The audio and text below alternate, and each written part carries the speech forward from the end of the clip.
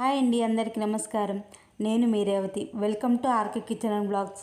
ఈ వీడియోలో మనం సింపుల్గా టేస్టీగా పచ్చిమిర్చి మసాలా ఫ్రై ఎలా చేసుకోవాలో చూద్దామా. పచ్చిమిర్చి ఎక్కువగా కారం ఉన్నవి తీసుకోకండి, తక్కువగా కారం ఉన్నవి మాత్రమే తీసుకోండి. పచ్చిమిర్చి కారం ఎక్కువగా ఉంటే ఫ్రై తినడానికి కూడా అవ్వదండి. ఇప్పుడు ప్లేట్లో పచ్చిమిర్చి తీసుకుని చాకుతో ఇలా ఘాటు పెట్టుకోవాలి. పచ్చిమిర్చిలో ఉన్న విత్తనాలు మొత్తం తీసేసుకోవాలి. ఇలా ఒక్కొక్కటిగా ఘాటు పెట్టుకుంటూ ఇలా నీట్గా విత్తనాలు మొత్తం తీసేసుకోవాలి. ఇలా పచ్చిమిర్చి మొత్తం విత్తనాలు లేకుండా తీసేసుకొని విత్తనాలు వేస్ట్ చేయకండి, అలానే పెట్టుకోండి. ఇప్పుడు స్టవ్ వెలిగించి కడాయి పెట్టుకుని అందులోకి 2 స్పూన్ల ఆయిల్ వేసి ఆయిల్లోకి శనగపప్పు, మినపప్పు, ధనియాలు, జీలకర్ర, పొట్టు తీసిన తెల్లగడ్డలు, 1 ఇంచ్ అల్లం వేసి బాగా కలుపుకోవాలి. అలాగే ఇందులోకి ముందుగా కట్ చేసిన ఎర్రగడ్డలు వేసి వేపుకోవాలి. ఇందులోకి ఉప్పు, కారం, నువ్వులు వేసి వేపుకోవాలి. ఇందులోకి కొంచెం చింతపండు వేసుకొని వేపుకోవాలి. ఇవి కాస్త ఫ్రై అయ్యాక కొత్తిమీర చల్లుకొని వేపుకోండి.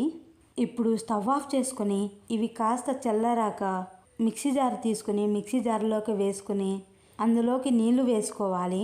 మిక్సీ పట్టుకోవాలి. చూడండి, ఈ వీడియోలో చూపిస్తున్నట్టుగా ఇలా పేస్ట్లా పట్టుకుంటే సరిపోతుందండి. ముందుగా మిక్సీ పట్టుకున్న మసాలాని పచ్చిమిర్చి మధ్యలోకి మసాలా కొంచెం కొంచెంగా పెట్టుకోవాలి.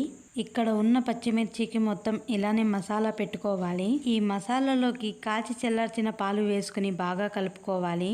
వీటన్నిటికీ పెట్టి మిగిలిపోయిన మసాలాని ఈ మసాలాలోకి పాలు ఎక్కువగా వేయకండి, తక్కువగా వేసుకోండి, సరిపోతుంది. ఇప్పుడు స్టవ్ వెలిగించి అదే కడాయి పెట్టుకుని కడాయిలోకి నూనె వేసుకోవాలి. నూనె కాస్త వేడెక్కాక ఈ ఆయిల్లోకి పచ్చిమిర్చిని ఒక్కొక్కటిగా పెట్టుకోవాలి. పచ్చిమిర్చి విత్తనాలు కూడా ఇందులోకి వేసుకొని ఫ్రై చేసుకోవాలి. పచ్చిమిర్చి విత్తనాలని తక్కువగా వేసుకోండి. పచ్చిమిర్చిని ఇలా కదుపుకొని ప్లేట్ మూసుకోవాలి. ఒక 5 నిమిషాలు అలాగే ఉంచేయాలి. ఇప్పుడు ప్లేట్ తెరిచి ఇప్పుడు వీటన్నిటిని బాగా కలుపుకోవాలి. మిగిలిపోయిన మసాలా కూడా ఇందులోకి వేసి బాగా కలుపుకోవాలి. ఈ పచ్చిమిర్చిని ఎక్కువగా కదపకండి.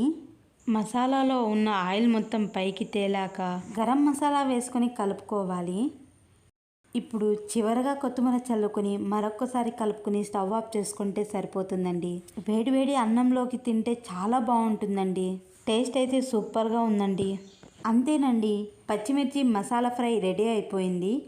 ఒక్కసారి మీరు కూడా ట్రై చేసి ఎలా వచ్చిందో కమెంట్ చేయండి. ఈ వీడియో నచ్చితే లైక్ చేసి మన ఛానల్ను సబ్స్క్రైబ్ చేసుకోండి friends. Thanks for the watching.